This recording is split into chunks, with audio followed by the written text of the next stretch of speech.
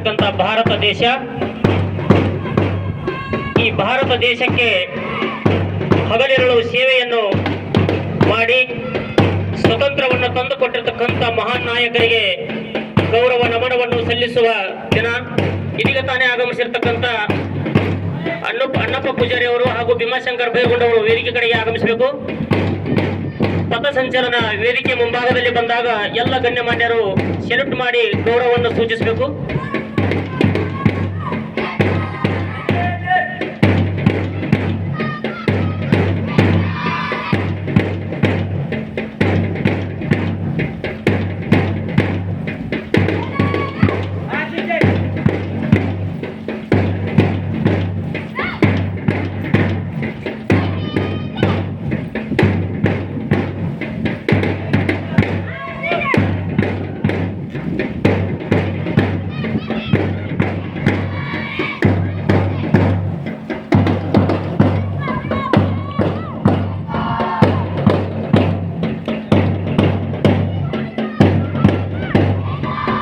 ಪೂಜಾರಿ ಅವರು